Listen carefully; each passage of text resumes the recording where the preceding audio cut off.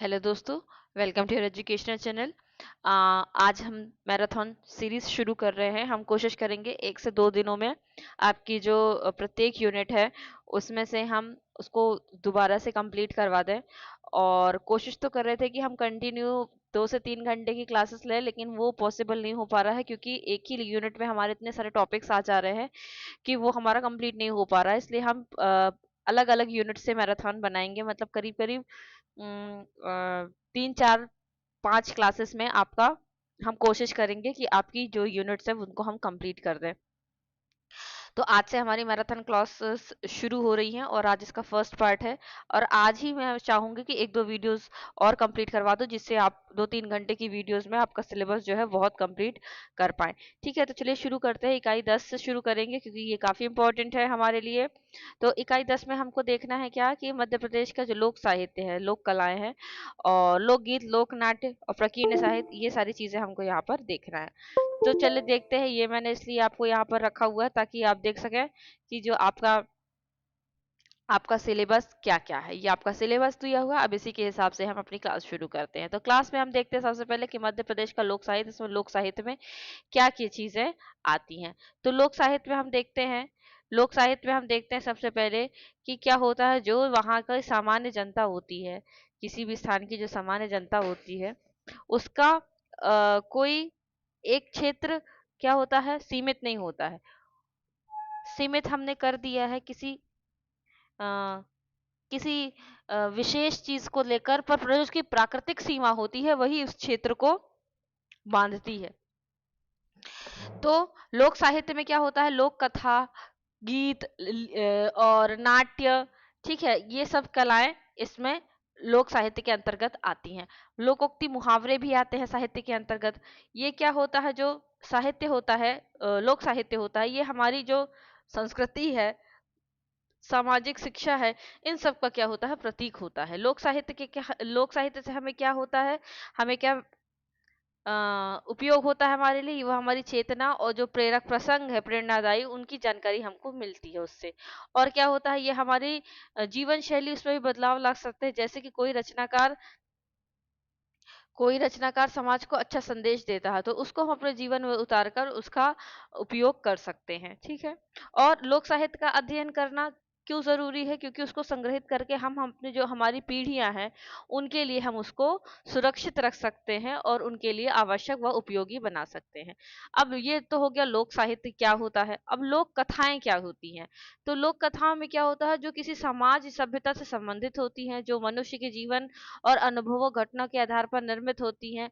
मौखिक तौर पर उस समाज या सभ्यता में एक पीढ़ी से दूसरे पीढ़ी तक कहने की प्रक्रिया द्वारा पहुंचाई जाती है। लोक साहित्य में सबसे इंपॉर्टेंट होता है मौखिक परंपरा। ठीक है। जो लोक साहित्य है वो सबसे ज्यादा, उसमें हम मौखिक परंपरा का देखते हैं कि वो मौखिक परंपरा ही द्वारा संप्रेषित की गई है।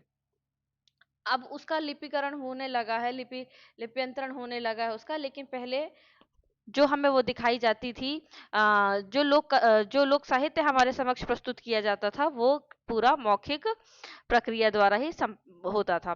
अब ये कथाएं जो होती है, समाज, जाति, संप्रदाय, सभ्यता, किसी प्रसिद्ध व्यक्ति के लिए और सामान्य व्यक्ति के लिए भी नहीं हो सकती। क्या होता है, ये उस समय की तत्कालीन जो सामाजिक राजनीतिक परिस्थितियां रहती है उनको वो बतलाती है।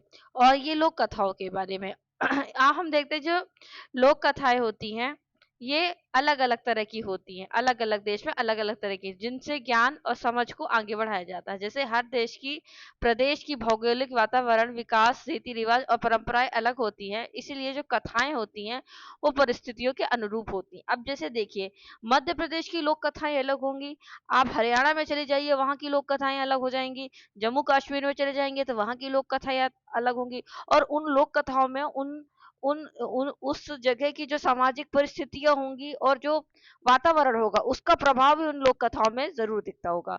और जैसे वहाँ के जो व्यक्ति होते होंगे उनकी जो अनुकूलताएं होती होंगी, उनकी जो प्रकृति होती होगी वो भी हमको वहां पर दिखाई देगी। जैसे यदि किसी प्रदेश की, किसी क्षेत्र के लोगों की विशेषता की उनमें सौम्यता होती है, या कुछ किसी क्षेत्र विशेष के समाज में, व्यक्तियों में हमको लगता है कि उनमें थोड़ी सी अ, न, बहुत ही ज्यादा जो उग्रपन है या बहुत ही ज़्यादा बौद्धिक स्तर की उनमें विशेषता है, तो वो सब हमें उनकी उस क्षेत्र परिवेश में हमको वो लोक कथाओं में वो कहीं न कहीं दिख जाता है, ठीक है? उदाहरण के तौर पे पहाड़ी क्षेत्रों में पहाड़ों की परिस्थितियाँ, मुश्किलों, उनके त्योहारों, रीति-रिवाज़ों, है ना? खान-पान खान-पान, पहनावे पर आधारित कथाओं का निर्माण हुआ। इसी प्रकार जो समुद्र तट के क्षेत्र हैं, वहाँ उनकी परिस्थितियों के हिसाब से कथाओं का निर्माण हुआ। और कई बार क्या होता है, एक ही तरह की कथाएं अलग अलग क्षेत्र में अलग अलग नामों से प्रसिद्ध होती है। अभी देखिए, जैसे एक मध्य प्रदेश में जहाँ हम अभी रहते हैं, वहां पर एक अगर मैं महिला हूँ तो मैं महिला की दृष्टि से बताऊं, एक सुहागनों औरतों का एक व्रत होता है जिसको हम यहाँ पर सुहागले कहते हैं, ठीक है? अगर हम अन्य प्रदेश में चले जाएं, जैसे कि हम उत्तर प्रदेश में चले जाएं या हम राजस्थान में चले जाएं या हम हरियाणा में चले जाएं या फिर हम गुजरात में चले जाएं या फिर हम महाराष्ट्र में चले जाएं, अगर हम यहाँ जाते हैं तो इसका नाम बदलकर और इसको अन्य नाम से वो जो कथाएं होती हैं वो की जाती हैं। तो वही कह रहे हैं कि कई बार एक ही तरह की जो कथाएं हैं वो अलग अलग नामों से प्रचलित होती हैं, ठीक है? और क्षेत्रों, प्रदेशों, देशों की यात्रा करने वाले यात्री कथाएं सुनकर, समझकर अपने साथ ले जाते हैं और अपने समाज में पहुंचकर उसके अपने अपने आम बोलचाल के तरीके से प्रभावी प्रदर्शित करते हैं, जिससे एक ही कथा अलग अलग क्षेत्रों में थोड़े थोड़े परिवर्तनों के साथ प्रस्तुत की जाती है। ये हो गई कथा। अब लोकगीत क्या होता है? तो लोकगीतों में क्या होता है, वही चीज होती है जो सदियों से परंपराओं से जो लोकगीत चलते आते हैं, उनके क्षेत्र विशेष परिस्थितियां और वातावरण संबंधित और विशेष विशेष परिस्थिति जन्य जो गीत होते हैं, वो वहीं के जो सामान्य जनता होती है उन्हीं के अनुसार जो सदियों से परंपराओं से चलते हुए जो गीत होते हैं वही लोकगीत कहलाते हैं, है ना? जो सामान्य जनों में प्रायः गाए जाते हैं। और इसमें कौन कौन से आते हैं? निर्गुणिया गायन, मध्य प्रदेश के संदर्भ में बघेली, कलगी तुर्रा, संत सिंगा जी के भजन, फाग गायन, गरबा गरबी गीत, नाथपंथी नाथपंथी संजय गीत, हिड़ गायन, बरसाती वार्ता, लावणी, आल्हा, भोला, लमटेरा, बेरायता गायन, देवारी, जगदेव का पवारा, बसदेव गायन, ये सारी चीजें आती हैं। लोक गाथाओं के अंतर्गत हम देखते हैं कि लोक गाथाओं में क्या होता है, जो हमने कथाओं के संदर्भ में पढ़ा है सेम वही गाथाओं के अंतर्गत आ जाता है, लेकिन जो गाथा होती है, गाथा में अंतर ये होता है कि उसमें आख्यान होता है। क्या होता है? आख्यान होता है। और ये प्रबंध होते हैं, ठीक है? कथा में इतनी प्रबंधात्मकता हमें नहीं मिलती, लेकिन जो गाथा होती है, गाथा में हमको प्रबंधात्मकता मिलती है, जैसे आल्हा आल्हा के आल्हा गाथाओं में मिलती है, ठीक है? और गाथाओं का आगे हम बताएंगे, उदाहरण देके कैसे कैसे होती है अलग अलग क्षेत्रों में, ठीक है? तो ये जो गाथा के संदर्भ में क्या हुआ है, जो हमारे कृष्णदेव उपाध्याय जी हैं, उन्होंने उनकी पुस्तक का नाम है लोक साहित्य की भूमिका मध्य प्रदेश के संदर्भ में हम देखें तो उसी में उन्होंने बताया है कि गाथा शब्द का अर्थ है कोई आख्यान या कथा। प्रबंधात्मक गीतों के लिए कथानक की प्रधानता के साथ गेयता विद्यमान होती है, उसको गाथा कहते हैं। कथा में गेयता नहीं होती, लेकिन गाथा में गेयता होती है। अंग्रेजी में लोक गाथा को बैलेट कहा जाता है, ठीक है? ये लैटिन के बेलारे शब्द से बनी हुई है। और गाथाएं क्या होता है, नृत्य और वाद्यों के साथ भी गाई जाती हैं। ये वो है अ, कि कैसे कैसे जो 6 सिद्धांत है उसके उत्पत्ति के आधार पर श्री राम शर्मा ने 6 सिद्धांत दिए हैं कि कैसे इनकी उत्पत्ति हुई है। एक तो लोक नियतिवाद, ठीक है, समुदायवाद, व्यक्तिवाद, फिर जाति के हिसाब से हुई है, जिसमें कौन सी गाथें रहती है? कन्हैया की गाथें रहती है, जगदेव के पवारे होते हैं, कारसदेव की गाथाएं होती हैं। फिर किसके आधार पर रहती है? चारणवाद के आधार पर, है ना? कि जो चारण और भाट होते हैं वह क्या होते हैं, जो राजाओं के आश्रय में रहते थे, वो उनके अनुसार उनको खुश करने के लिए या उनकी प्रशस्ति में जो गाथाएं कहते थे वो चारण वो होते। व्यक्तिहीन या व्यक्तिवाद, इसमें क्या देखते हैं कि रचनाकार क्या होते हैं? अनाम होते हैं और सामाजिक परिस्थितियों के अनुसार परिवर्तन होते रहते हैं। इसमें समाज और व्यक्ति दोनों का क्या होता है? सामूहिक योगदान यहाँ पर होता है। आगे हम देखते हैं, यहाँ पर कि जो आपका समन्वयवाद। ठीक है, समन्वयवाद में क्या होता है? समन्वयवाद में अ, सब कुछ शामिल हो जाता है, यानी कि जो सिद्धांत ऊपर दिए हुए हैं वो सारे सिद्धांत इसमें शामिल हो जाते हैं। अब हम देखते हैं अन्य द्वारा ने गाथा का वर्गीकरण किया है। चारण गाथा या परंपरागत गाथा, ये शब्द बस याद रख लीजिएगा आप, गाथाओं से संबंधित 6 वर्गों में विभक्त किया है। रसालू चक्र, पांडव चक्र, गूंगा चक्र, सिद्ध चक्र, सखी सरवर चक्र, स्थानीय प्रवीर चक्र। शंकर दयाल के वर्गीकरण के अनुसार प्रेम, वीर, अद्भुत, इन 3 वर्गों में गाथाओं को वर्गीकृत किया गया है। कृष्णदेव उपाध्याय ने लोक गाथाओं को 3 भागों में विभक्त किया, जैसे प्रेम, वीर और रोमांचक कथाएं गाथाएं शामिल हैं। अब लोकनाट्य क्या होते हैं? लोकनाट्य भी वही है जो परंपरा से चले आ रहे हैं, ठीक है, जिसमें हमारी संस्कृति का, हमारे परिवेश का समावेश होता है। तो जिसमें अब मध्य प्रदेश के संदर्भ में देखें तो माँ, जिंदबा, नौटंकी, गम्मत, स्वांग, मनसुखा, छाहूर, हिंगोला, खम्ब आदि ये हमें दिखते हैं। आगे हम डिटेल में पढ़ेंगे, ठीक है। अब यहाँ पर ये जो मैंने यहाँ पर शामिल किया है, ये आपको प्रीवियस ईयर में प्रश्न पूछा गया था। ये यहाँ पर मैंने प्रीवियस ईयर के पेपर भी रखे हुए हैं आपको दिखाने के लिए। ये जो शब्द पूछा गया था आपसे कि निम्नलिखित लोक नाट्य को उनके संबंध क्षेत्र से सुमेलित कीजिए, ठीक है। तो ये जो नटकोरी पूछा गया था ना, इसके संबंध में मैं आपसे बता रही हूँ यहाँ पर कि हमने जब पुस्तकों का अध्ययन किया और उससे आपके लिए जो आ, ये नोट्स बनाए थे, उसी में हमें ये मिला था कि बघेली का नटकोरी लोक नाट्य निवाड़ी में टोटियों के नाम से प्रचलित है, ठीक है। क्या है? टोटियों के नाम से तो ये मैंने ये बघेली का नटकोरी, तो यहाँ आपको बताने का मतलब ये था कि जो इसका उत्तर होगा वो यहाँ से ये आएगा, ठीक है। चलिए और देखते हैं, और जो हमने जो जो पुस्तकों का जो हम अध्ययन करे थे, मैं जो जो मिला था हमने यहाँ पर शामिल किया था। और देखिए कि ये रहस्य लोक नाट्य का भी यहाँ पर उल्लेख किया गया, ये भी आपको पूछा गया था, ठीक है। आगे हम देखते हैं मौनिया, ये सब मौनिया दोहा प्रवंश का लाडला छंद है, ये सब अभी हाईलाइट है, ये तो हमने पढ़ा दिया कई बार, तो अब हम इसको नहीं देखेंगे, हम अपने नोट्स को देखेंगे। जगदेव की गाथा, पवारा शब्द पवारा का अर्थ पूछा गया था, है ना। तो ये लोक गाथा, ये वीर रस परक लोक गाथा का प्रयोग इसके लिए शब्द के लिए उचित समीचीन माना जाता है। ठोठिया पूछा गया था, तो क्या है ठोठिया? है महिला परक लोक प्रहसन है, ठीक है, ये विवाह के अवसर पर गाया जाता है, ये भी आपसे प्रश्न पूछा गया था। चलिए ठीक है। और जो रकरा पूछा गया था आपसे, रमा जहां रकरा, वो प्रश्न उसमें उत्तर उन्होंने माना था, एमपीपीएससी ने गाय का बच्चा माना था, पर वो उसका उत्तर होता है गाय का बच्चा और भैंस का बच्चा दोनों होता है, ठीक है। उसका उत्तर क्या होता है? गाय का भी बच्चा होता है, भैंस का भी, लेकिन एमपीपीएससी ने इसको सही माना था। चलिए आगे देखते हैं हम, ये हमारा यहाँ पर क्या बाकी है अभी, माछ के बारे में, ठीक है। चलिए देख लेते हैं माछ के बारे में। माछ क्या है? मालवा का एक लोकप्रिय नाटक है, ठीक है। इसका हिंदी में अर्थ क्या होता है? मंच। मध्य प्रदेश का राजकीय नाटक घोषित है। गोपाल गुरुजी और बाल मुकुंद जी, ये इनके नाम आप याद रख लीजिएगा, मध्य प्रदेश के माछ के प्रणेता हैं, ठीक है। और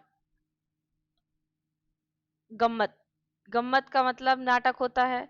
गम्मत नृत्य मध्य प्रदेश के निमाड़ क्षेत्र में नव दुर्गा उत्सव पर किया जाता है, ठीक है। और गम्मत के साथ स्वांग भी खेला जाता है। कलाकारों में देखें तो शोभाराम वसारे, मंडलेश्वर, ठीक है। इसमें नृत्य, नाटक और गायन सब एक साथ होता है, ठीक है। स्वांग क्या होता है? स्वांग मतलब एक दूसरे की नकल करना। ये मध्य प्रदेश, राजस्थान, हरियाणा और यूपी मालवा क्षेत्र का लोकप्रिय लोक नाट्य है, नृत्य नाटक भी है, ठीक है। कई नृत्य भी हैं, कई नाटक भी हैं, ठीक है। किशन लाल भाट और कवि शंकर दास ने लोकप्रिय बनाया है स्वांग को, ठीक है।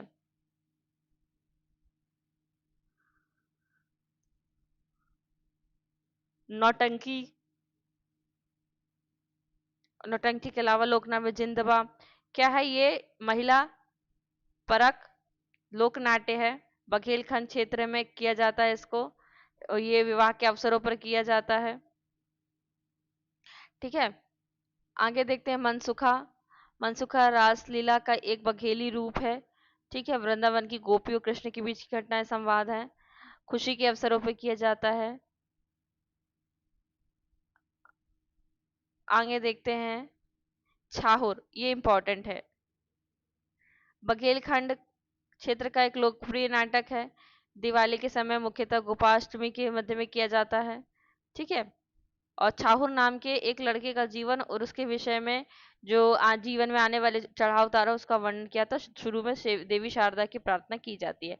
हिंगोला क्या है? मध्य प्रदेश के बघेलखंड क्षेत्र का एक लोक नाट्य है। क्या है? लोकनाट्य। ये बिना मंच के किया जाता है। ठीक है, आगे हम देखते हैं खम्ब स्वांग, कोरकू जाति द्वारा किया जाता है। ये स्तंभ खड़ा किया जाता है, उसी के चारों ओर नृत्य किया जाता है। यह रावण के पुत्र मेघनाथ की पूजा के लिए किया जाता है। भावाई गुजरात में ये प्रसिद्ध है, लेकिन मध्य प्रदेश के झाबुआ और अलीराजपुर में भी किया जाता है। आदिवासी क्षेत्र में खुशी के अवसर पर किया जाता है। ठीक है, पंडवानी छत्तीसगढ़ का लोकनाट्य है, लेकिन मध्य प्रदेश के शहडोल, अनूपपुर और बालाघाट में भी ये प्रस्तुत किया जाता है। लगड़बग्घा आदिवासी लोक नाट्य है जो विवाह के अवसर पर किया जाता है, जिसमें लकड़बग्घा लड़की का अपहरण करता है और लड़का उसको जानवर से बचाता है। अब ये तो हमारा हो गया पहला टॉपिक, कौन सा? ये वाला, जिसमें हम भूमिका देख रहे थे इनकी।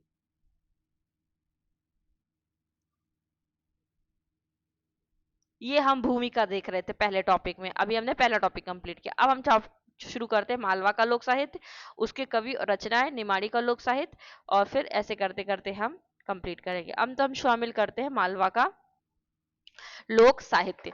तो मालवा के लोक साहित्य में देखिए हमें क्या देखने मिलता है। मालवा, अगर आप मैं आपको यहां से दिखाती हूँ। मालवा का क्षेत्र अगर आप देखें तो मालवा में आपको कौन कौन से क्षेत्र दिखाई देते हैं?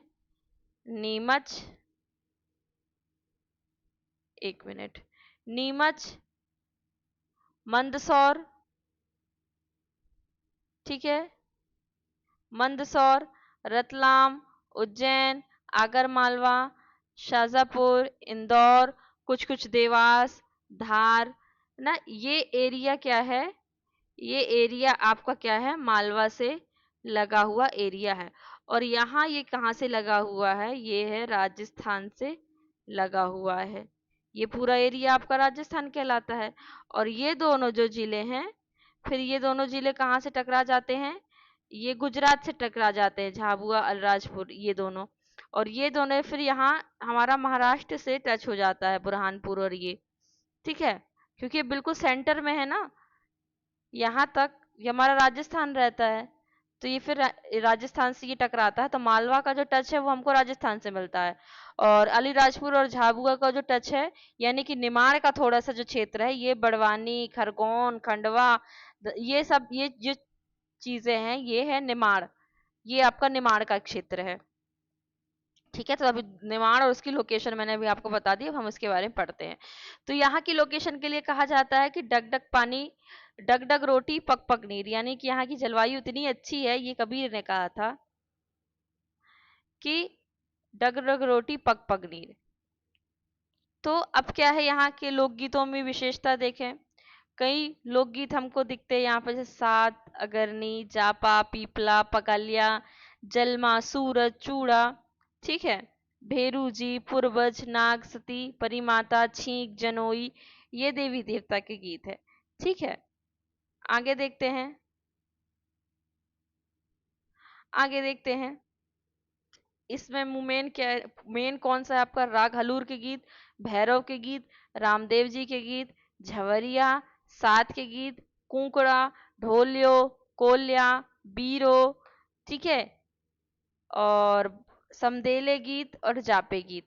और इनके संग्रहकर्ता कौन है? ये भी इंपॉर्टेंट है। चिंतामणि उपाध्याय, बंसीलाल बम्ब, हरीश निगम, मनोरम उपाध्याय, अनूप सूर्य नारायण व्यास, चंद्रशेखर दुबे और श्याम परमार। पिछली बार आपसे प्रश्न इनसे पूछा गया था मालवा के संदर्भ में। अब लोक कथाओं में देखते हैं तो श्याम परमार ने मालवी लोक साहित्य नाम की उनकी पुस्तक है। लोक कथा को 6 वर्गों में बांटा है, ठीक है, 6 वर्गों में बांटा है उन्होंने। प्रहलाद चंद्र जोशी ने अपने शोध प्रबंध मालवीय लोक कथाओं को 10 वर्गों में विभाजित किया। कितने वर्गों में? 10 वर्गों में। फिर प्रहलाद चंद्र जोशी ने अपने जो शोध प्रबंध है उसमें 151 लोक कथाओं को उसका वर्णन किया है। लोक कथाओं का जो व्यवस्थित पहला प्रायः संकलन लगभग 100 कथाओं का संकलन बद्री प्रसाद ने प्रस्तुत किया। साहित्य जगत में ये श्याम परमार के नाम से प्रसिद्ध हुए। उन कथाओं में से कुछ मालवा की लोक कथाएं पुस्तक में प्रकाशित भी हुई थी, ठीक है। अब हम आगे देखते हैं कि निर्मला राजपुरोहित, इनका भी संबंध लोक कथाओं के, मालवा के लोक कथाओं के प्रकाशन से संबंध है। तो ये इनमें लोक कथाएं देख ली आपने, लोक कथाओं के नाम देख लिए, लोक कथाओं के नाम यहाँ पर देख लिए।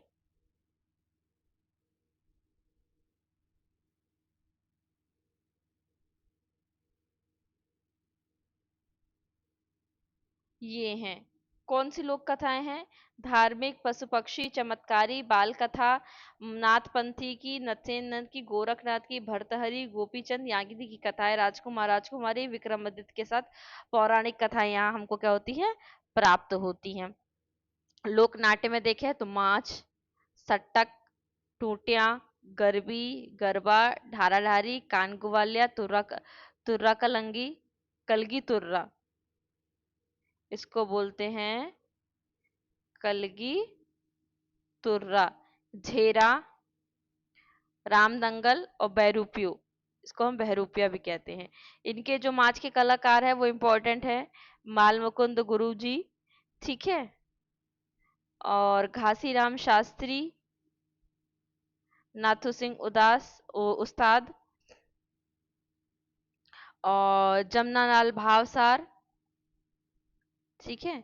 और इसमें और है तो आपके शेर मार खां, ठीक है, और गुरु राम किशन जी मुन्नालाल, ये इंपॉर्टेंट है। बाकी तो हैं सब इंपॉर्टेंट, लेकिन ये ज्यादा इंपॉर्टेंट है। अब लोकोक्ति मुहावरों में हम देखें कि इसमें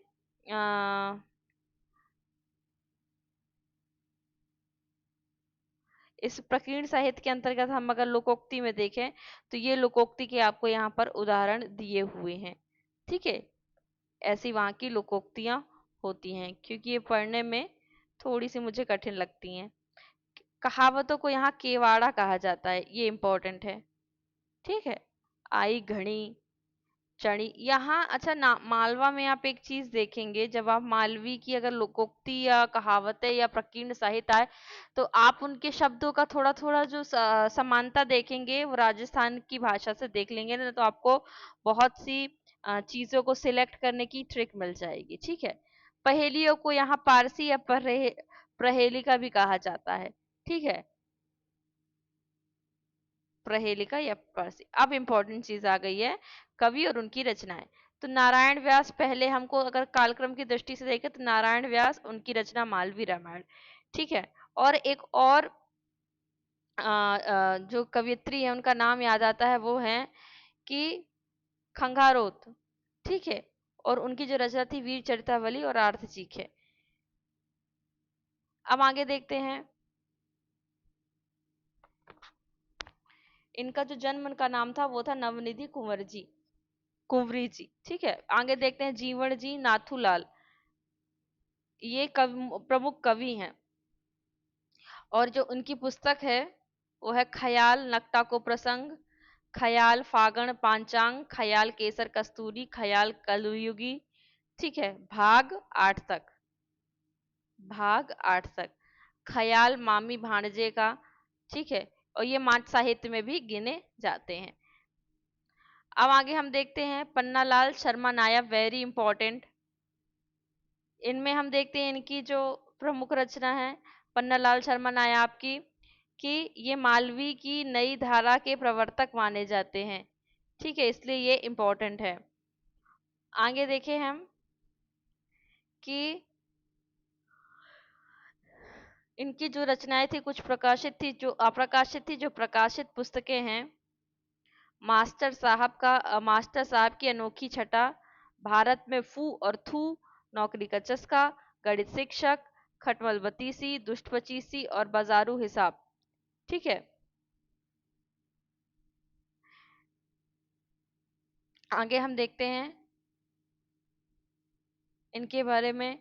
ये तो हमने पढ़ लिया कि मालवी की नई धारा के प्रवर्तक हैं। ठीक है, जब 2022 में आपका एग्जाम हुआ था तो ये इनसे भी प्रश्न पूछा गया था, इनको शायद ऑप्शन में दिया गया था। तो अगले हमारे जो रचनाकार है वो आनंद राव दुबे जी हैं। इनकी जो संग्रह है उसका नाम है गीत गायो फिर और रामाजी रही गया, रेल जाती रही। ये भी पूछा गया था, ये इन्हीं का पूछा गया था ये वाली चीज। ठीक है, और उनकी एक और जो कविता है वो है तू क्यों पोमावे दारिया। ठीक है, आगे देखते हैं 1952 में 1998 में गजरों नाम से एक पुस्तक प्रकाशित हुई, और उसमें क्या था, 57 कवियों की एक प्रतिनिधि, एक एक प्रतिनिधि जो उनकी कविताएं थी वो प्रकाशित करके श्री मोहन सोनी और डॉक्टर शिव चौरसिया ने पूरी की। मतलब अगर हम मालवी के बहुत सारे कवियों की रचना एक साथ देखना चाहते हैं तो वो हमको गजरों नाम से मिल सकती है। ठीक है, तो ये भी अपने अ, लिए इम्पोर्टेंट है। मदन मोहन मालवी, वो सॉरी मदन मोहन व्यास मालवी मालवी के पुराने कवि हैं। मालवा की यात्रा काव्य संग्रह बाकी कविताओं को यश प्रदान किया इन्होंने। ठीक है, एक ये कवि का नाम इम्पोर्टेंट है। ठीक है, एक ये कवि का नाम इम्पोर्टेंट है, हरीश निगम। ठीक है, ये उनकी इम्पोर्टेंट है मालवा के संदर्भ में। उनकी हिरना सांवली, हरियालियों अचल, अपरंज और कुसुम पुंज। ठीक है, ये इनकी मुख्य मुख्य रचना है। आगे देखें, सिद्धेश्वर सेन माच कलाकार भी हैं। आगे देखते हैं बाल कवि बैरागी, पिछली बार आपसे प्रश्न पूछा गया था इनसे मालवा के संदर्भ में। उत्स चटक महाराज चंपा उनकी 35 मालवी कविताओं का संकलन है बैरागी जी की। ठीक है, आगे देखते हैं हम और कौन से कलाकार हैं। भावसार बा, इनका पूरा नाम क्या है, टिक्कम चंद भावसार। ठीक है, और इनके गीतों का संकलन मोती वीराणा के नाम से क्या है, प्रकाशित हुआ है। आगे देखते हैं हम और कौन कौन से प्रमुख कवि हैं।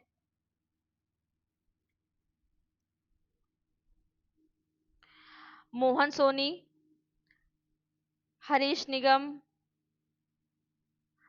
अशोक आनंद, बाल मुकुंद रघुवंशी, सतीश दुबे, राजेंद्र आर्या। और ये स्पेशल क्या क्या है वो भी यहाँ लिखा गया है। अशोक आनंद का जो बंजारा बादल और थोड़ी घड़ी है, ये हाइकू काव्य संग्रह है। ठीक है, और ये इसलिए इम्पोर्टेंट है क्योंकि प्रथम ये मालवी खंड काव्य है। इस जो इम्पोर्टेंट है वही आपको लिखा गया है। अब यहाँ पर देखिए मालवा की लोक साहित्य की पुस्तकें, क्योंकि पिछली बार आपसे पुस्तकों में पूछा गया था इसलिए यहाँ पर दिया हुआ है पुस्तकों के नाम। तो अब जो कि श्याम परमार से पूछा गया तो उनके बारे में तो अब नहीं पूछा जाएगा, लेकिन फिर भी जो आप श्यामाचरण, एक मिनट, मोती वीराणा ये देख लीजिएगा। अपरंज, मोती वीराणा, कुसुम कुंज और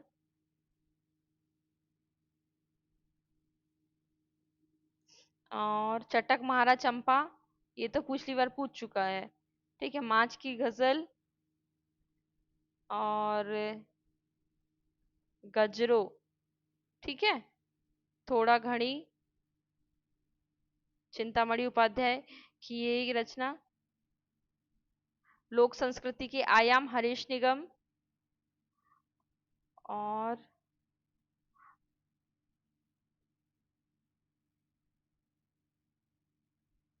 ये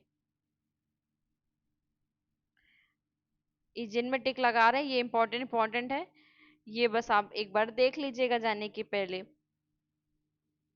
क्योंकि इनके बारे में पूछा जा सकता है आपसे।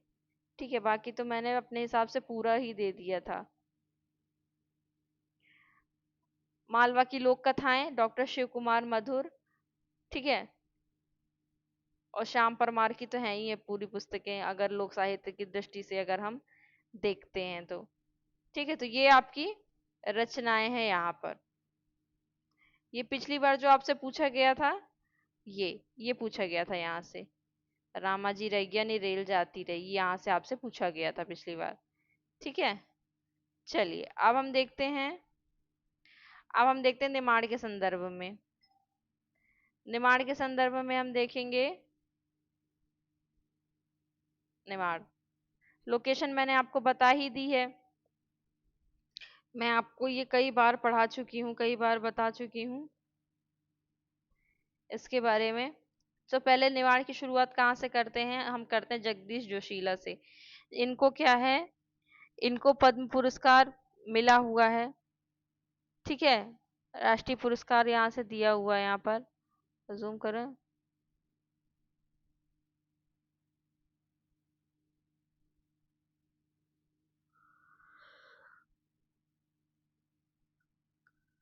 अभी थोड़ा कुछ दिक्कत कर रहा है, पर यहाँ पर इनको ये पुरस्कार मिला हुआ है।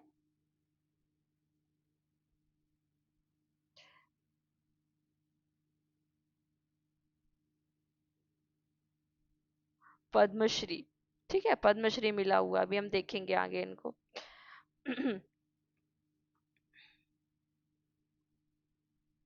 चलिए शुरू करते हैं, देखते हैं लोक साहित्य में हम पहले तो बोलियां देख लेनी माड़ी की कौन कौन सी हैं।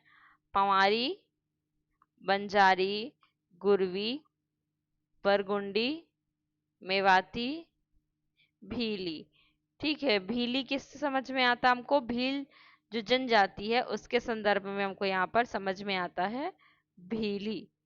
ठीक है, और मेवाती नहीं होगी, मेवाती नहीं होगी। अब निमाड़ी लोकगीत क्या होते हैं, संजा गीत, मसाणिया गीत।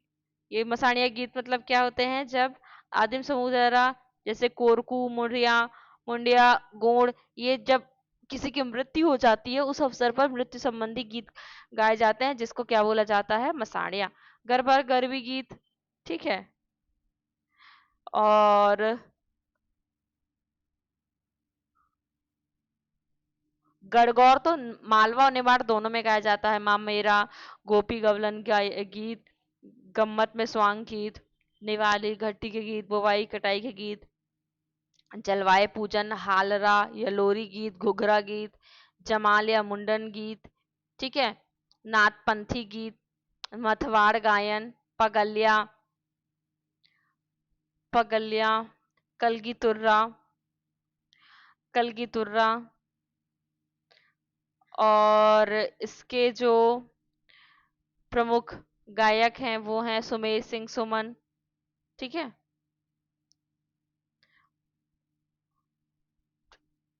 महेश्वर के कसरावत, गुंगावा, सनावत, चोली मंडोसे गांव में घरानेदार गायक रहे।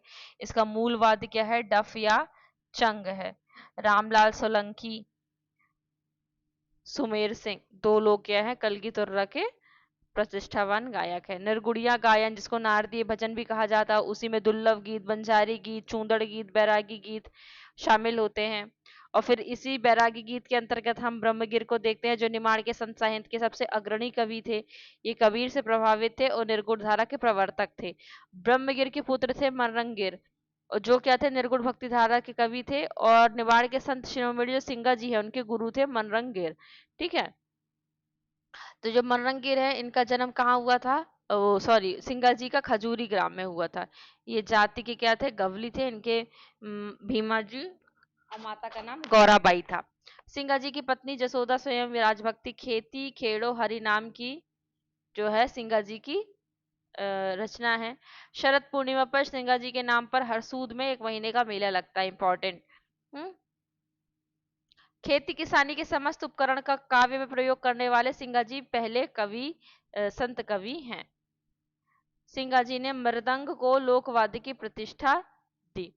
अब सिंगाजी की रचनाएं यहीं पर हम देख लेंगे।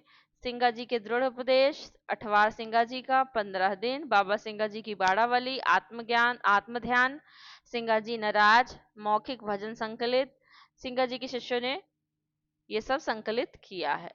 ठीक है। संत खेमदास कृत द्वारा सिंगाजी की परचरी इंपॉर्टेंट।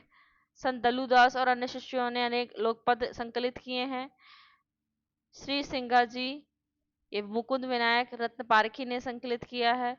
संत संपादक सुकुमार पगारे ने संत सिंगाजी नाम से संपादित किया। ऐसे ही करते करते यहाँ पर संत सिंगा पुराण तक है। और ये आईएमपी है, क्यों? क्योंकि कहे जन सिंगा श्री राम परिहार द्वारा मध्य प्रदेश आदिवासी लोक कला परिषद द्वारा 1997 में प्रकाशित हुआ है। इनके जो पुत्र थे सिंगाजी के, कालूराम महाजन ने अपने पिता को ही अपना गुरु मनाया और प्रतिवर्ष कालू महाराज की स्मृति में क्या होता है, 1 माह के लिए ग्राम पिपल्या में विशाल पशु मेला लगाया जाता है। ठीक है। अब हम आगे देखते हैं कि जो खेमदास है पहले संत कवि हैं जिन्होंने सिंगाजी के सभी समग्र जीवन चरित्र लिखने का उनको श्रेय प्राप्त है। अब आगे देखते हैं, ये कुछ और संत हैं निमाड़ के जिनका नाम यहाँ पर लिखा गया है।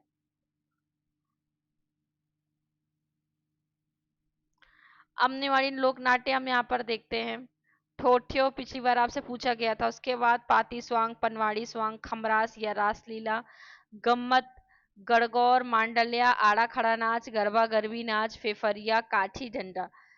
लोक कथा में हम देखें तो लोक कथा में हम निवाड़ी के संबंध में हम कौन कौन सी लोक कथाएं दिखती हैं?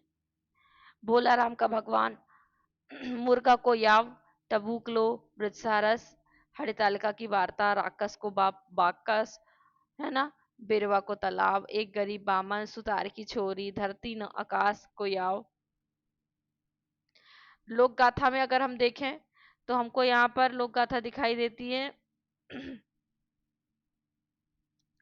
भिड़ो बाल, गोड़े नार, हरिचंद, सुरियालो महाजन। ठीक है। इसके अलावा ढोला मारू, चंद्रावली, कुदई राणा, काजल रानी, सुध बुध सालंगा, मथवाड़ की गाथाएं, भरतरी, गोपीचंद आदि ये श्रवण गाथा, काल्या धवल्या, तोता मैना, खंडेराव की कथा, राजा भरथरी की कथा, खतड़गांव, महासती, पारूबाई का पोवड़ा, रायसल, भिलट बाबा, अहिल्या गाथा, होलकर, है ना, गौ लीला, भिलनी चरित्र, मोती, ये सारी हमको यहाँ पर दिखाई देती हैं। अपराकीर्त साहित्य में ये लोकोक्तियां हैं। ठीक है। लोकोक्तियों के अलावा हमें यहाँ पर क्या दिखाई देता है? पहेलियां। ठीक है। और यहाँ पहेलियों को ताड़नाई वार्ता या किवाड़ा कहा जाता है। राम नरेश त्रिपाठी ने पहेलियों को बुद्धि पर शान चढ़ाने वाली कलाएं कहा है। आगे हम देखते हैं,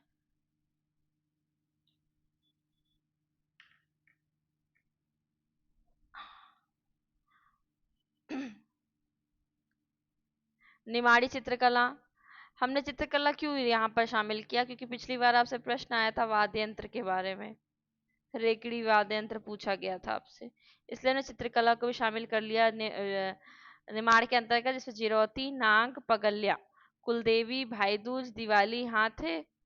ठीक है। साती सातियां यानी स्वास्तिक, गोबर मिट्टी के माध्यम से बनाए चित्र जिसमें नरवत, सांझा फूली, गोवर्धन, कंचौली। ठीक है। ये सारे चित्र हैं। अब रचनाकार देखें तो वाणी पत्रिका जो क्या है वो निमाड़ क्षेत्र से निकलने वाली पत्रिका है।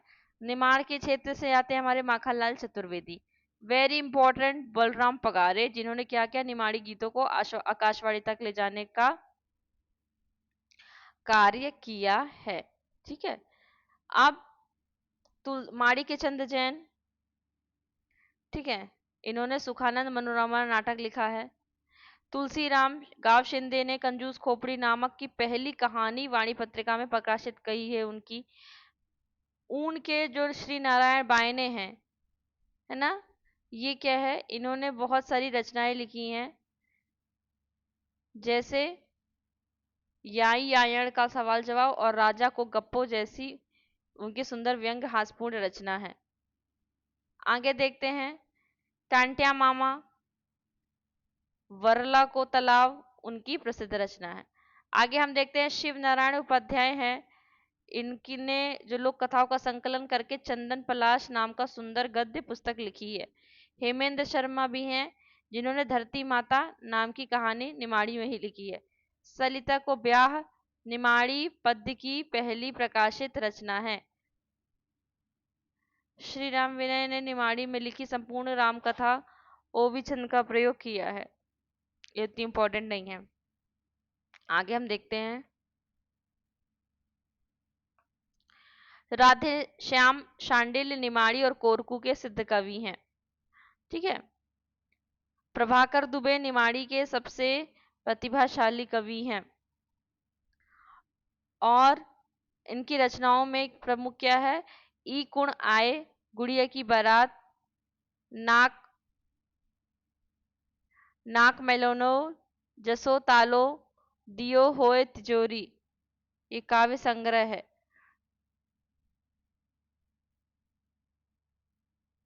और इन्हीं का ज्वार माता खंड काव्य प्रमुख है।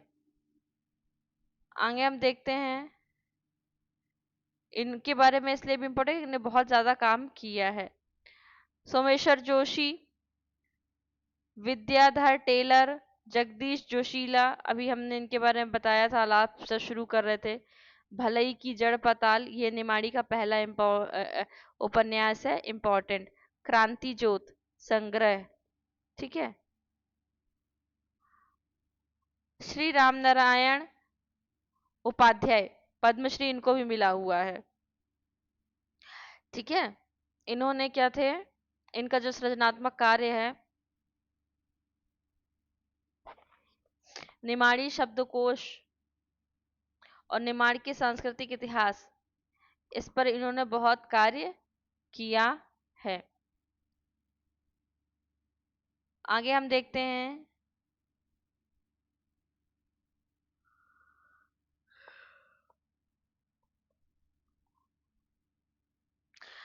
खंडवा के श्री राम परिहार, ठीक है, ये भी निमाड़ी साहित्यकारों के अंतर्गत आते हैं।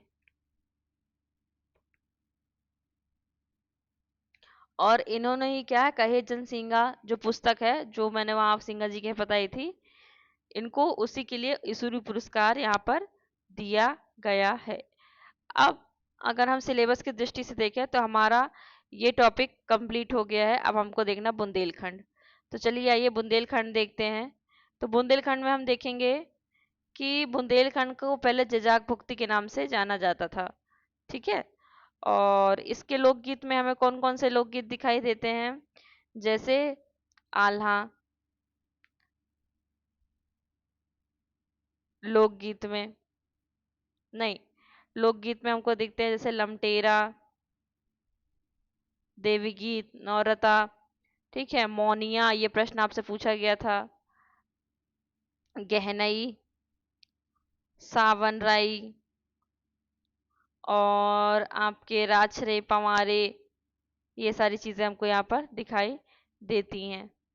सुअटा, नौरता, ये पूछा गया था पिछली बार आपसे पेपर में नौरता के बारे में, है ना। बम्बुलिया,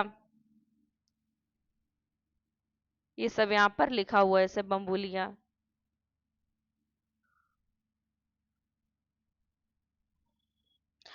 को राई गीत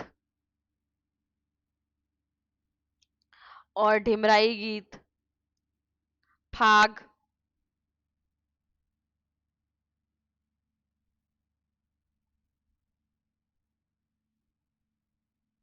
बुंदेली लोक गाथा में हम देखें तो श्री राम शर्मा, कृष्णानंद गुप्त, श्री देवेंद्र सत्यार्थी, डॉक्टर के.एल. वर्मा, इन लोगों ने क्या है, लोक गाथाओं को अलग अलग वर्गीकृत किया है। कारसदेव की गाथा, ठीक है। और कौन सी गाथा है, अगर हम बुंदेलखंड की धर्मा सांवरी की गाथा, इनकी अपनी अपनी कहानियां हैं और उसी के आधार भी पूरी कहानी लिखी गई है आपको यहाँ पर गहनई की गाथा, लोक गाथा थोड़ी बड़ी है। आल्हा की गाथा, ठीक है। और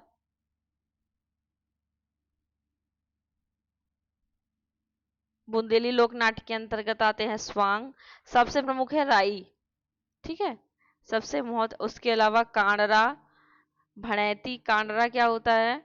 जैसे कि सगु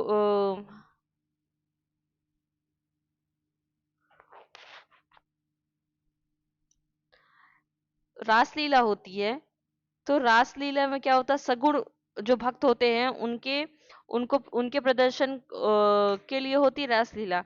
पर जब वही निर्गुण में किया जाता है तो उसको क्या कहते हैं, कांडरा, ठीक है। और ये क्या करते हैं, ये अ, निर्गुणिया भजन उसमें गाते हैं, उसमें कोई सगुण नहीं, उसमें निर्गुणिया भजन वहां पर गाया जाता है। भड़ैती क्या होता है?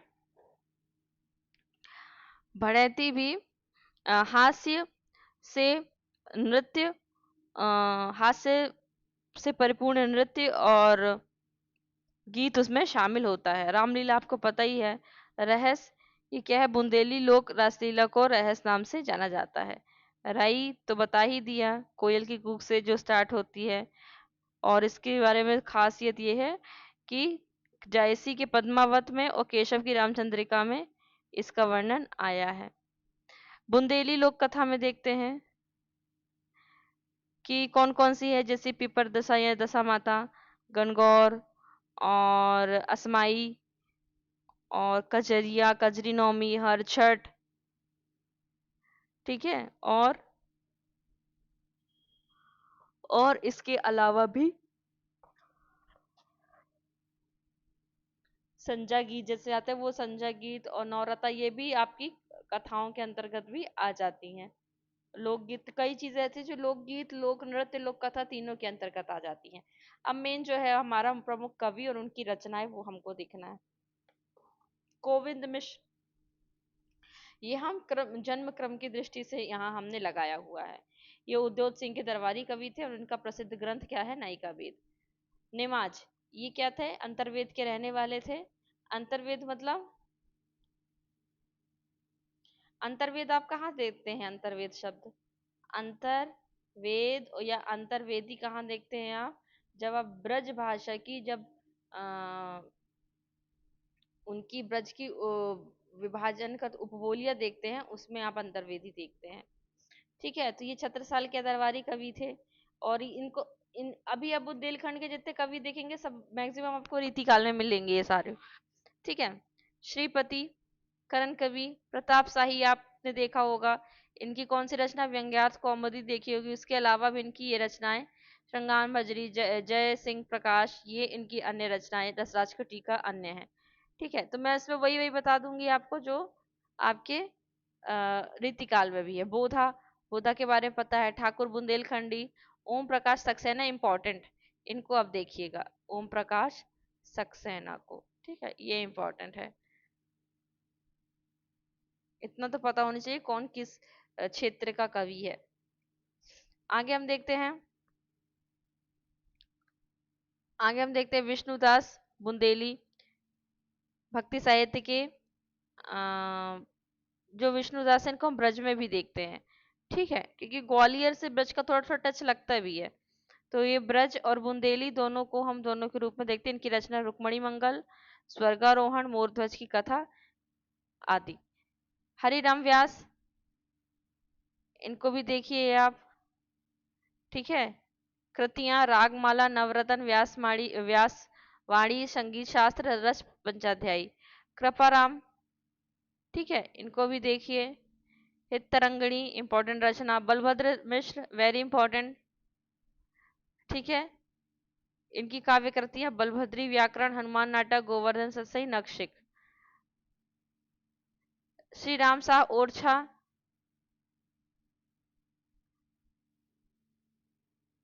प्राणनाथ कवि, सबकी रचनाएं नहीं याद होंगी लेकिन रचनाकारों को जो कवि हैं, उनको आप देख लीजिएगा। अब साहित्यिक ग्रंथ देख लीजिए यहाँ पर। पिछली बार मालवा से पूछा गया था, हो सकता है इस बार बुंदेलखंड वो या बघेलखंड से पूछ लिया जाए। तो आप इनको देख लीजिएगा, किनकी, जो नर्मदा प्रसाद गुप्त की रचना है। परमाल रासो तो आपको पता है। बलभद्र तिवारी की देख लीजिएगा, ठीक है। कृष्णानंद गुप्त की देख लीजिएगा।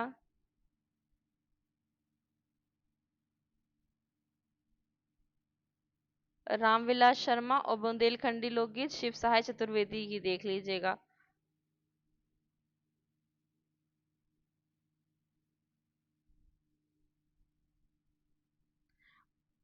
बुंदेली का नया काव्य डॉक्टर बलभद्र तिवारी, कृष्णानंद गुप्त, इनकी तो जरूर रचनाएं देख लीजिएगा। लोक साहित्य की भूमिका, ठीक है। रमई काका, बौछार, ईसुरी की फागें, ये आप देख लीजिएगा। रणभेदी, ओम प्रकाश सक्सेना, ओम प्रकाश सक्सेना की पुस्तक आप देख ली। घासीराम व्यास, श्याम संदेश, ठीक है। घासीराम व्यास, बुंदेलखंड। अन्य, आप अन्य में देखिए आप यहाँ पर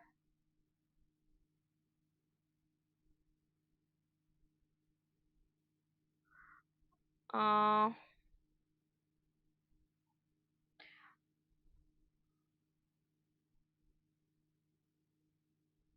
मध्य प्रदेश के पुरातत्व की रूपरेखा और चंदेल और उनका राजत्व काल, ये आप यहाँ पर देख लीजिएगा। बुंदेलखंड की लोक संस्कृति का इतिहास, बुंदेली कहावत कोश,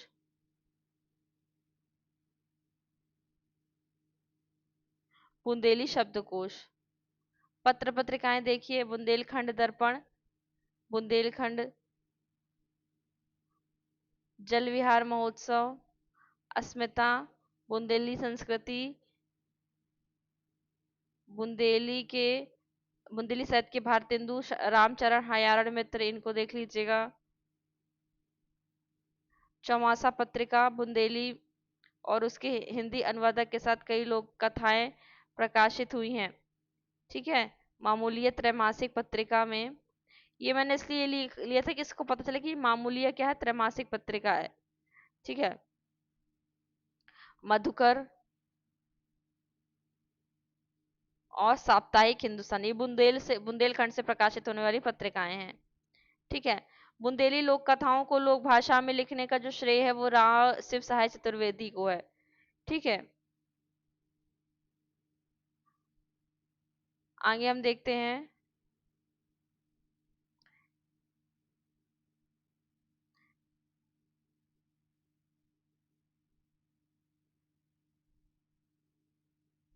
यहाँ से ये जो कुछ चीजें थी, जैसे नरोत्तम घनश्याम दास पांडे, घासीराम व्यास, नाथूराम माहौर, नरोत्तम दास पांडे, ये जो थे, ये क्या थे, राष्ट्रीयता से ओतप्रोत कवि थे, ठीक है। व्यास जी की वीर ज्योति उग्र राष्ट्रीयता के बल पर ही फड़वाजी और लोक में लोकप्रिय हुई। अब हम देखते हैं यहाँ पर बघेलखंड। बघेलखंड में देखें हम, तो बघेल जो राजपूत थे, उनके नाम पर इस जगह का नाम क्या पड़ा, बघेलखंड। इसमें अगर गीतों में देखें हम यहाँ पर, तो हमको मिलता है सोहर, बधाई, गेलहाई, बरुआ, बनरा, बन्नी और सुहाग, द्वाचर, अंजरी, भमरी, बिलनहाई तो हो गया, जेवनार, परछन और ये तो नॉर्मल है, चैती। बघेली लोक कथाओं में हमको देखें तो उड़ाऊ पूत कथा, एक गप्पी का किस्सा, कांटा से मार काट, कौआ के रट, राजाऊ चिड़िया, आशा केर फूल, चुरकी और मुर्की। और लोक गाथा में देखें तो छाहुर बहुत इंपॉर्टेंट है, छाहुर आईएमपी, ठीक है। सरवन गाथा, गोपीचंद या भरथरी, वसुदेवा गाथा, ललना गाथा, चंदनउआ, चंदैनी, हरिश्चंद्र गाथा, आल्हा गाथा, छाहुर गाथा, ये आपके लिए इंपॉर्टेंट है। लोक नृत्य में देखें तो परधौनी, बिरहा, केहरा, कलसा, दादर, ठीक है। बघेली में देखें तो मनसुखा, इंगोला, रास, नौटंकी, छाहुर, जिंदल, लकड़बग्घा।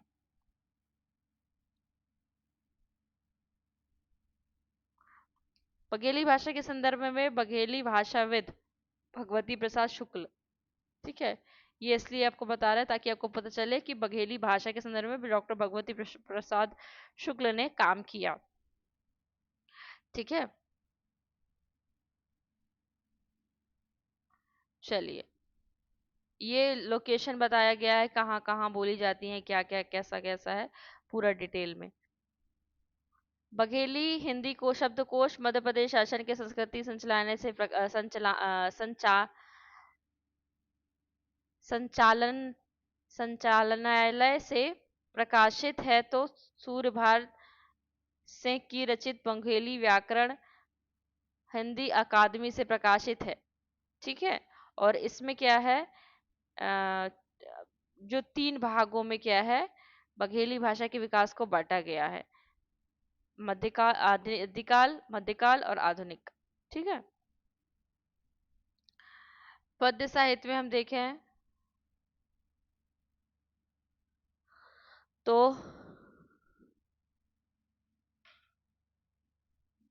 पिछली बार आपसे पूछा गया था बैजनाथ बैजू के बारे में। ठीक है, और किसके बारे में पूछा गया था, हम देखते हैं यहाँ पर।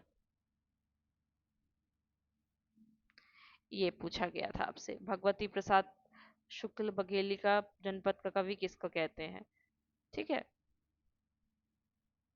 तो ये तो इनका नाम खुद ही दिया था, तो ये तो वैसे भी कट हो जाता।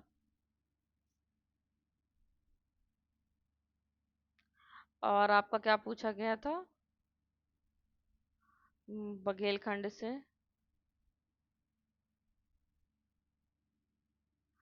16 प्रश्नों में बघेलखंड से लोकनाट्य पूछा गया था, एक जनप्रतिनिधि का कवि पूछा गया था, ये वृहत्तई पूछा गया था आपसे, ये मैंने अभी शामिल किया था।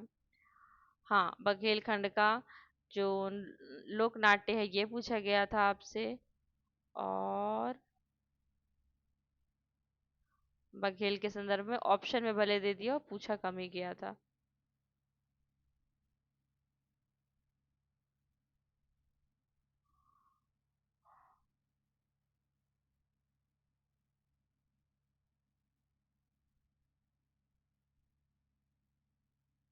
हम्म, ठोठिया पूछा गया था, वो तो वहां का था। चलिए, हम अब इसके जो प्रमुख कवि हैं उनको देखते हैं। कहाँ से देखना शुरू करें, यहीं से देखते हैं। बैजनाथ, अभी मैंने बैजनाथ बैजू की यहाँ से बताया। सूक्तियां और सैफुद्दीन सैफू की बघेली काव्य कृतियां। कौन है सैफुद्दीन सैफू की बघेली काव्य कृतियां, भारत की माटी, दिया बरी मांजोर, एक दिन अइराई, और रामदास प्यासी एक रचनाकार हैं जिनकी बघेली कृति माटी केर गहक। ठीक है, ये मैंने आगे लिखा हुआ है, यहाँ मैं आगे देखती हूँ। ये जो आपसे पूछा गया था ना प्रतिनिधि कवि, तो प्रतिनिधि कवि और प्रतिभागी कवि, ये सब यहाँ पर, प्रारंभिक कवि सब यहाँ पर मेंशन है। तो प्रारंभिक कवियों में कौन आते हैं, आते हैं आपके बैजनाथ बैजू, सैफ पयासी, शंभू, भगवती प्रसाद शुक्ल, आदित्य प्रताप सिंह, गोमती प्रसाद विकल, ये सारे हैं। ठीक है, और उनके बारे में ये डिटेल में दिया हुआ है। जैसे हरिदास बघेली क्या है, पहले प्रथम कवि बघेली के माने जाते हैं। ठीक है, बैजनाथ जो बैजू है बघेली के क्या है, जन्म कवि हैं और प्रतिनिधि कवि हैं। ये इनसे प्रश्न पूछा गया था आपसे। सैफुद्दीन सैफू आम आदमी की आवाज और दलित शोषित मानव की श्वास है।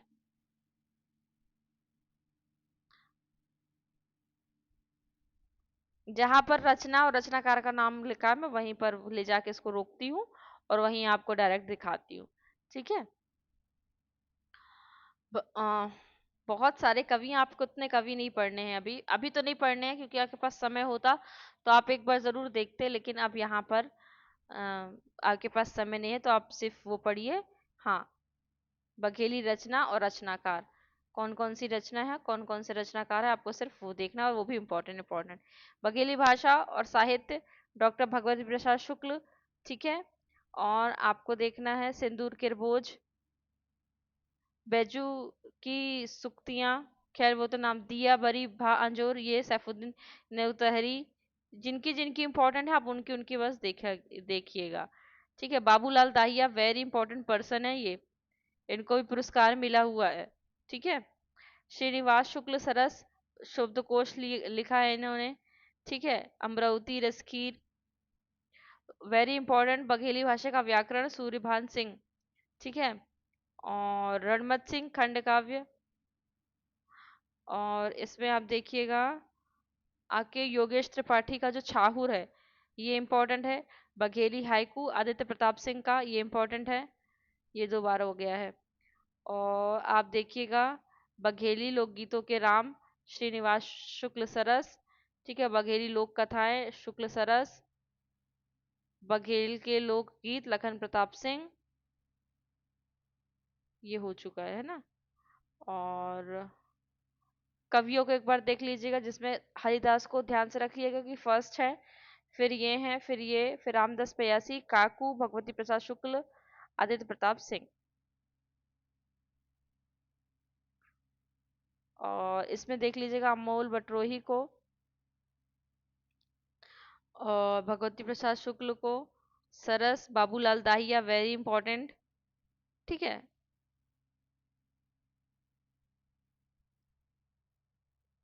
और प्रतिभागी कवियों में,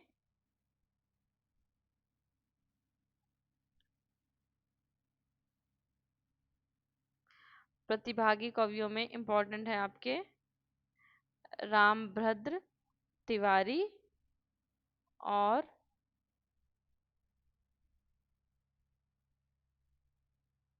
रोहिणी प्रसाद मिश्र। ठीक है। इनको आप यहाँ पर देख लीजिएगा। तो यहाँ पर हम बघेलखंड हमने शॉर्ट में कंप्लीट कर दिया। अब दिखाते हैं आपको जनजातीय साहित्य के बारे में। तो जनजातीय साहित्य को देखने से पहले आप एक बार एमपी का नक्शा देख लीजिए। ये आपने एमपी का नक्शा देख लिया। अब हमको क्या पढ़ना है, बुंदेलखंड। तो पहले बघेलखंड के देखो, तो देखिए ये आ गया आपका सतना, रीवा, सीधी, सिंगरौली, थोड़ा सा कुछ पन्ना का क्षेत्र, ये ऐसा मिला के ये आपका आ जाता है कौन सा, बघेलखंड का क्षेत्र। और फिर इसके नीचे से ऐसे आ जाता है छतरपुर, पन्ना, दमू, ये सागर, ये सब, ये जगह आपका किसका आ जाता है, ये आपका आ जाता है बुंदेलखंड का क्षेत्र आ जाता है। ठीक है। तो थोड़ा बहुत इससे टच चीजें समझ में आती हैं। अब अब ये जो बंगे, और ऐसे ही हम यहाँ मालवा को देखते हैं, और ऐसे ही हम यहाँ पर निमाड़ को देखते हैं। अब देखिए, अब और भी तो इतनी जगह है, यहाँ भी तो सब लोग रहते ही होंगे, ऐसा तो है नहीं कि यहाँ पर लोग नहीं रहते होंगे। और ये बघेलखंड और बुंदेलखंड क्षेत्र के अलावा इसमें आदिवासी जनजातियों के जो जनजातियां हैं वो भी रहती होंगी, ऐसा तो नहीं है कि वो नहीं रहती होंगी। तो अगर हम लोकेशन वाइज देखें, तो जो ये वाला क्षेत्र रहता है जनजाति के क्षेत्र से, तो यहाँ कोल जनजाति का क्षेत्र रहता है। यहाँ इस साइड हम देखें तो ये सहरिया जनजाति का क्षेत्र होता है।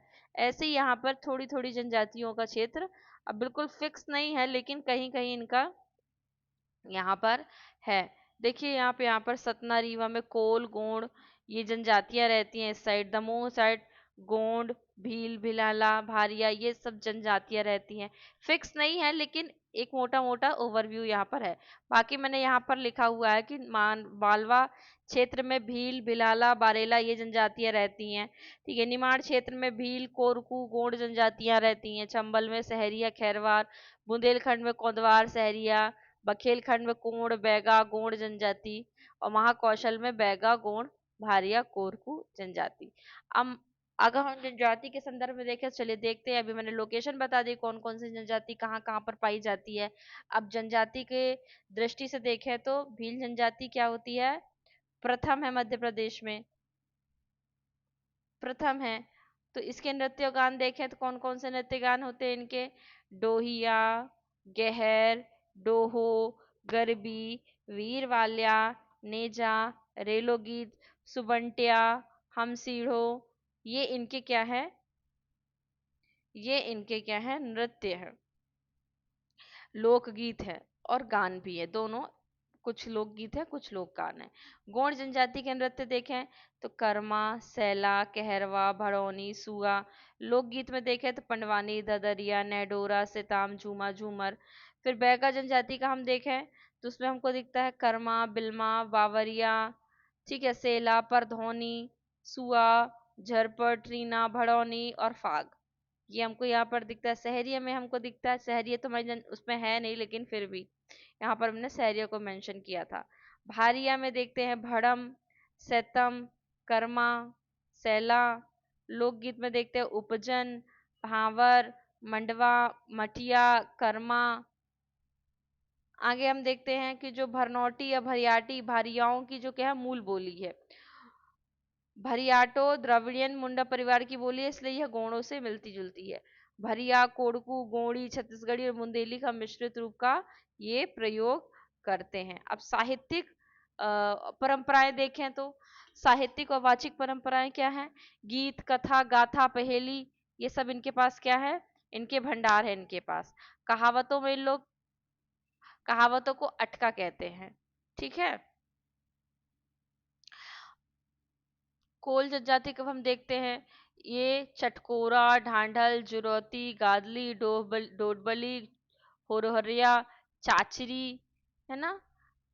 अम, अगर आप बघेलखंड साइड जाए, बच्चे बहुत शोर करते हैं तो वहां बोलते हैं बहुत चचरी मचा रहे हो, तो वही ये चाचरी है होता तो वैसे एक्चुअल में वो चरचरी है, पर चरचरी से चाचरी हो गया, चाचरी से सामान्य भाषा में चचरी हो गया। कोल दहका, कोल दहकी, केहरा। लोकगीत में देखिए सजनई, फगनई, झामटा, सोहर, हिंदली, कजली, टप्पा, मांगर माटी, ठीक है, जनवासा, दुईतरिया।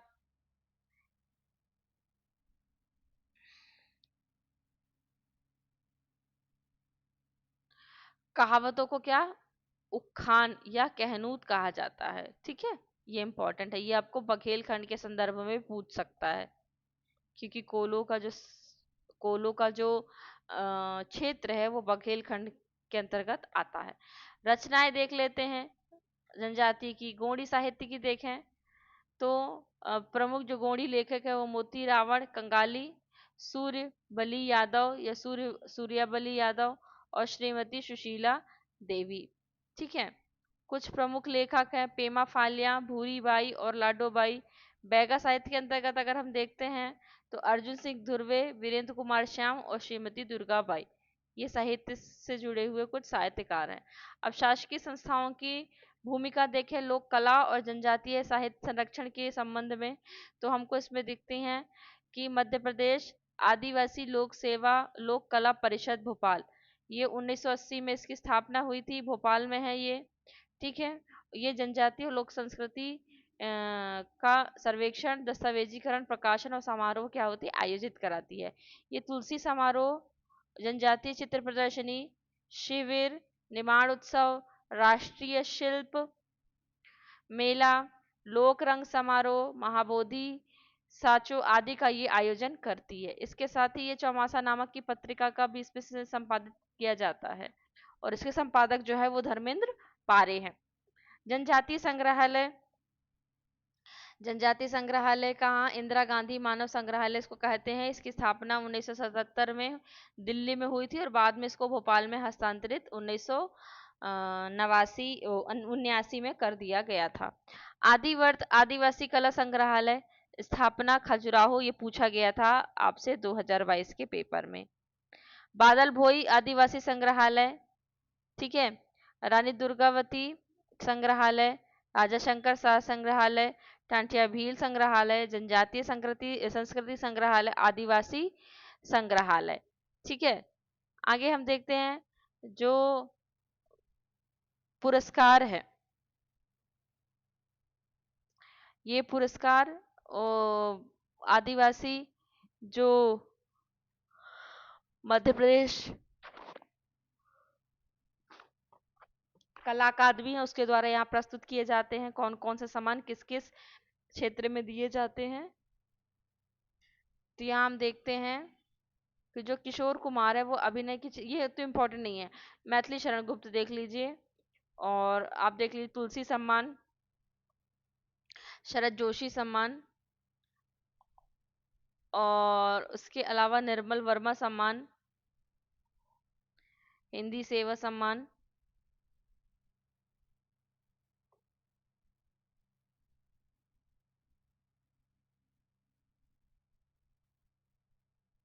ये। और हम अभी और एक चीज, जब यूनिट 9 पढ़ेंगे ना, तो वहाँ हम और सम्मानों के बारे में वहाँ पर विस्तृत से चर्चा करेंगे। तो ये जो संस्थाएं हैं, मध्य प्रदेश आदिवासी लोक कला परिषद, ये पुरस्कारों का यहाँ पर आयोजन करती हैं, और ये पुरस्कार उनके द्वारा दिए जाते हैं। ठीक है, तो ये शासकीय संस्थाएं हैं और उनकी भूमिकाएं हैं।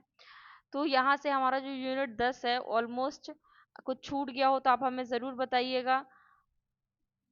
ऑलमोस्ट हमने यहाँ पर ये कंप्लीट कर लिया। अब मिलते हैं अगले वीडियो में, तब तक के लिए बने रहिए और देखते रहिए, और वीडियो देखने के लिए आपका बहुत बहुत धन्यवाद।